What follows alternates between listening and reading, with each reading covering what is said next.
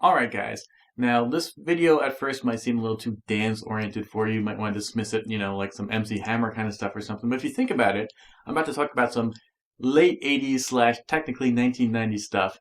And back then, like hip hop was dance. Like classic Rakim records were dance. Think like I Know You Got Soul, where he's like dance with the speakers to, and follow the leader, dance, cuts, rip your pants. So I mean that was just, classic hardcore serious hip hop was about dance. So these songs are definitely dance oriented and even more than say follow the leader. But still I think some pretty raw real hip hop, especially the first record, which is right here beside me. A group you probably haven't heard of because this is really their only record. But it's pretty dope. We're going to get into it. This is Double T and the Downtown Posse on Next Plateau Records, 1989. Next Plateau did a lot of dope stuff from Ultramagnetic MCs to Salt and Pepper to Doc Ice's One in One, just lots of stuff. And they did this record. The song is called Owner of a Broken Heart. And depending how big you are into more like pop and rock music, which I'm not, but most of the world is, then that title might sound immediately familiar to you. That's because it's a big rock song from the 80s by a band called Yes, Owner of a Broken Heart. And yes, this song really basically takes that whole instrumental, the chorus, really takes that song and turns it into a hip hop song. Now that particular song, the original, not the Double T one, the Yes one, is a real staple actually of hip hop. Like you go through like 80s, 90s to like everybody has sampled that record, but most people have just sampled this little guitar stab. I mean, everybody from like, I don't know, I'm thinking of like Salt and Pepper, Marley Marl, like so many people, you got gang, gang, gang, that sound, that kind of guitar, that one electric guitar riff. I mean, once you hear it, once you recognize it, you'll hear it on so many hip hop records. So it had been used many times before, but Double T and the Downtown Posse, or probably more specifically their producer, who I'll get to in a minute, absolutely are the first ones to use it really whole hog, to use the bulk of the song, to use the chorus, to use the theme, to use the main riff, not just that one little guitar stab, but to really use Owner of a Broken Heart and turn it into like the Owner of a Broken Heart rap, which was a thing in the 80s. Sometimes there's definitely, and not without good reason, a producer's credibility is kind of put on the line for how, much you flip a loop, how much you change the song. And I believe that's true. Definitely someone who makes a beat you've never heard before out of records you have heard before is definitely more impressive and probably more skilled and talented than someone who just basically takes a popular loop, maybe sticks a few extra drums on it and says finished whole new song, rap song. But still a lot of great hip hop came that way, especially in the old school. I mean, and people sort of dislike Puff Daddy for doing it for that Godzilla song, but so many people have done it. Credible people from Grandmaster Flash, just like everybody. It was a real thing. And in the 80s, it wasn't even meant to be hidden, especially, again, yes, this was an 80s song, and the original version was an 80s song. So they both, the one's from 83 and this is from 89, so they're a couple of years apart, but certainly you're meant to know. That's the thing. You're meant to know. You're meant to recognize the samples. You're not trying to, get away with something here. They're not saying, hey, we made this crazy original instrumental. You're meant to say, hey, this is the rap version. I mean, you think of things like Prince had Erotic City, and then, they had the Erotic City rap by, the future MCs and stuff. Like, they put it right in the title. You're supposed to know. Owner of a Broken Heart. You're supposed to know. This is like the rap version. Think of like Spider D's Can't Wait to Rock the Mic versus New Shoes, where they're really flipping the whole instrumental. This is really in that vein to me. But more important than any of that, honestly, it's just that it sounds dope. It sounds great. And while it definitely does come off again as a dance track and the drum styles are a little bit faster and it's definitely more of kind of a hyper, almost Miami sounding kind of song, in a way, like early Miami before it became real super subsonic bass stuff, more sort of like, early Two Live Crew and K-Ponce and that kind of stuff. It does definitely have that song, that vibe to it. And Double T, though, actually comes off pretty hard. He's got a pretty serious flow, and, he's not Rakim or anything, but he comes off pretty well. It's pretty solid stuff, and he's just doing basically sort of freestyle battle rap stuff. He's not talking about any kind of corny subjects or anything. He's talking about sucker MCs and all that. Again, this is 1989. It really sounds good, and it's got some nice scratching on it, which definitely elevates it a bit. I don't know who the DJ is, but presumably he's one of the Downtown Posse. But I did also say I would talk about the producer. The producer is none other than the great Fresh Gordon, as in Fresh Gordon, the original, the man, classic New York 80s hip-hop producer. He's actually one of two producers, technically, if you look at the label. The other guy credited, though, is Mark Dupree, who's actually a famous football player in the NFL. So I'll just leave it to you to make up your own minds on who probably provided the financial backing and who provided the music. So anyway, to me, this is just one of those great, totally overlooked 80s hip-hop records. It's not hard to find. Next Plateau is a major label, so there's tons of copies out there everywhere. For some reason, mine's in a generic white sleeve. I guess because it's the promo version. Typically, it's in the red and black Next Plateau sleeve. Either way, though, it's sort of a generic sleeve with a sticker cover.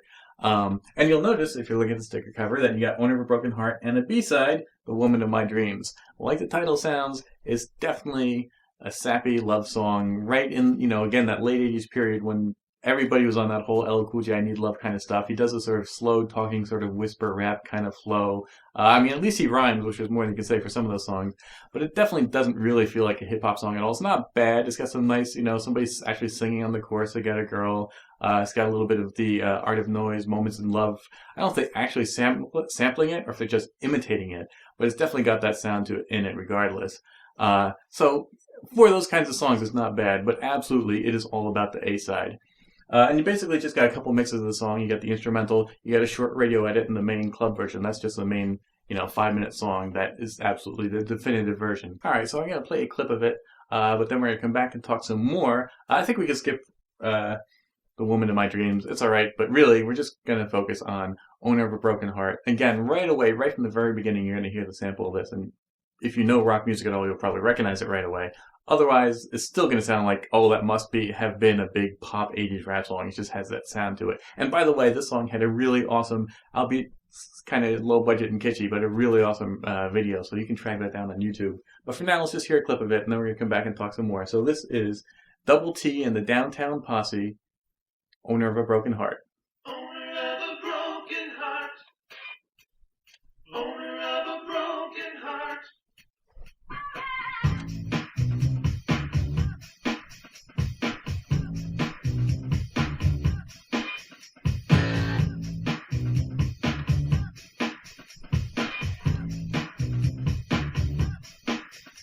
You're the owner, and I'm the donor. You hear the bass funk from around the corner. You can't fake cause I break and take any MC in the house to keep them wide awake. No storm, cause I'm not born and I'm adorned. Hope to be torn so I can keep going. Hit records back to back, I got the pops and jacks whose damn steps can never be whacked. So relax and have a big sack of lack with me as I take care of the crowd like an orderly. A slave to the rhyme when I'm having fun, cause you all know 2 T's are better than 1. Cause I don't play, I put heads to bed, make a bed, pull up the spread. Hear what I said? Keep my mind to the fridge, then chill when I'm ill and in the winter on the windowsill. Stand still while I still MCs through cane. Take a little advice, you need to be tame. Rip, drink with cyanide. Be down with the mic and then tie up. You're out of luck trying to make a fast buck. Straight up and down, you suck. I hope you're not dumb, you seem to be smart. Try to battle me and you'll be the Owner of a broken heart. Owner of a broken heart. Owner of a broken heart. Owner of a broken heart.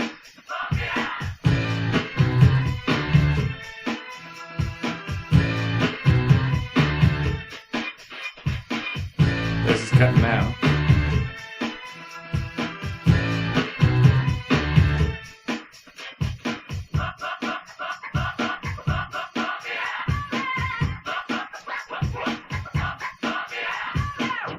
So you hear he's cutting up some treble funk in there, but really that grrrk, that's that one again, that guitar stab that you hear in hip hop just throughout the 80s and well on into the 90s and 2000s. Just so many records, sort of like EFG's UFO. Like it's just one of those songs that winds up as an element in so many hip hop songs. It's like a core. Sort of like a hi-hat almost, like you just put it in a song. Now, possibly that song sounded familiar, but you're saying to yourself, I've never heard Double T before, and I don't know the rock song, but still, I know that sample, I know those grooves, I know that tune, that's from something I know. Well, that's probably because then, 1990, definitely after, remember, Downtown Posse, 1989, so this is definitely positively after. This is 1990 now. Kyper, a group you may or may not know. Actually, if you're more of a serious, real hip-hop head, you might even be less likely to know than if you're more of sort of a mainstream casual fan, especially from the 80s.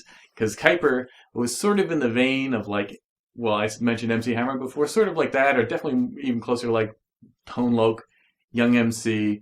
And his biggest song is this one, Tic Tac Toe, which uses the same instrumental, the same original Yes song, and flips it basically in the same way, taking the whole thing. sort of like Snap took Chill Rob G's The Power. You know, Chill Rob G had a great classic Burning Up the Underground dance record, and they said, well, we can get nationwide with this. So Snap just took it, major label, and blasted it, and that's the one most pop audiences knew. Even though Chill Rob G had the song, the loop, the hook, and all that first, Snap is the one that blew up on the major commercial level. Sort of the same thing. This song, in fact, specifically, Tic Tac Toe, was his biggest record.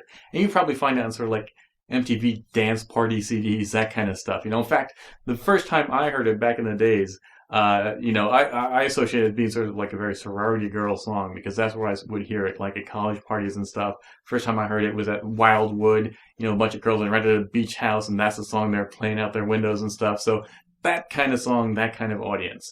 But to be fair and to his credit, unlike Snap taking Chill Rob G's The Power, he certainly took the same record and flipped it in the same way, but he didn't use the same concept. He didn't use the same hook. He really turned it into his own thing. I mean, calling it Tic-Tac-Toe, not just the title, but the whole concept of the song is now about relationships and about girls. He has his own new hook using a vocoder, and so he turned it into a new thing. And like Guru said, you know, rap is an art. You can't own no loops. It's how you hook them up in the rhyme style troupe. So it's really the same thing here. He definitely did turn it into a new song. At the same time, though, the original samples and riffs are so distinctive that you can't help but associate the two songs absolutely together, more than other songs that happen to use the same sample. This is really like a remake, except again, Kyper turned it into something more original. Also, it's worth pointing out, unlike Snap, this didn't immediately become a major label record. This was one more of those classic kind of stories where Kyper, he'd actually been around before. He had an album out in 1987, and in early 1990,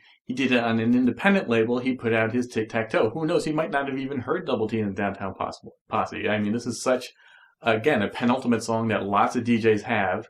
It's a great sample that sounds ready to be put onto a hip-hop record. I think there's a very likely chance he didn't even ever hear of Double T and just made his own record. That record, his Tic-Tac-Toe on the independent label, then blew up to the point where Atlantic bought it and re-released it as their own single, and even made it the title of his album. They signed him. He put out like 3 more albums.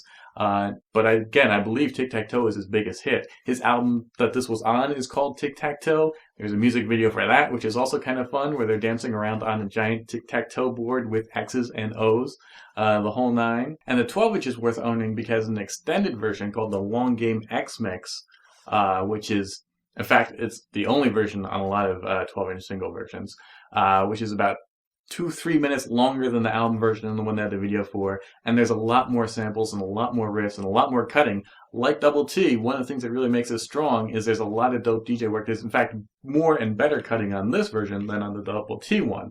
Although the trade-off, I think, is Double T is maybe a little bit of a stronger and more natural, pure hip-hop MC. This is more of a pop song about relationships and girls. But yeah, so this 12-inch mix adds a lot and actually then comes off sounding more original.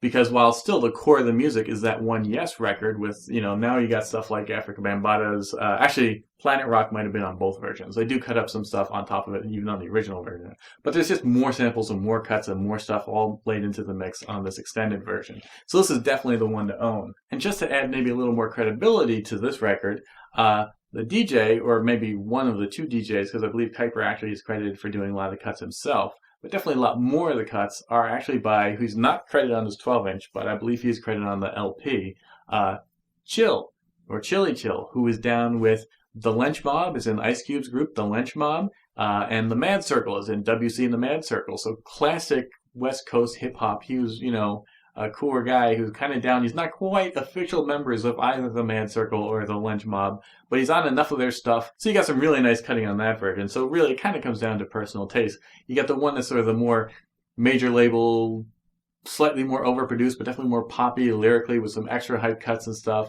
That came second, or the original, sort of more low budget, but original, a little bit more street hip hop. I mean, street taken pretty liberally, because both, again, are pretty much dance records. But so whichever one you prefer, or be like me and just enjoy the heck out of both. But now let's hear it. Let's listen to the proper extended mix of Kyper's Tic-Tac-Toe. Kyper, by the way, gets his name from his own name. His real last name is Kyper, but he just changed the spelling to make it with a Y to make it like hyper. But his real name is Kyper, spelled with an I. So here we go. Tic-Tac-Toe.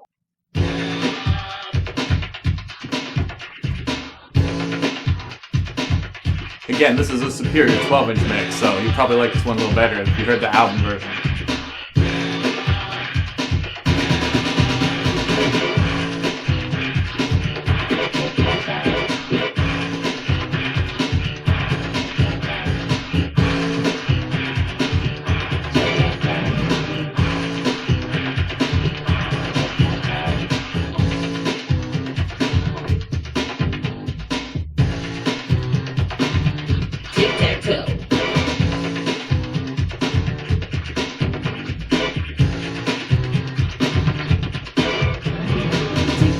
Game I used to play. When I was little, I used to say, I got the X and I got the O. It don't matter when you tic-tac-toe. Now I'm a little bit bolder. I like to play just a little bit older. I like getting girls and giving the pearls and them legs across my shoulders. I love to go to the disco. See a fly girl say hello. They just look me in the eye and pass right by with that booty shaking like jello. I like to speak cause that's being nice. It makes me mad when I have to speak twice. But that's the game that girls like to play. It's just tic-tac-toe in a roll away. And O. It's like yes and no. Tic-tac-toe. X and O. Is it sex? Maybe so. Tic-tac-toe. X is for yes and O is for no. X. So there you go. I mean, again, definitely the MC here is definitely on the more commercial, cornier, Candyman, Young MC tip than Double T. So overall, I'm probably going to go with the Double T version. But really, check out both. Listen to the full extended mix. There's a lot more hype cuts and stuff on that one that makes it worth owning on its own right. Either way, though, both fun records. One I think sadly overlooked, and the other sadly forgotten. But I think both are pretty cool to go back and revisit. The Owner of a Lonely Heart raps. So thanks for watching, and I'll check you guys next time.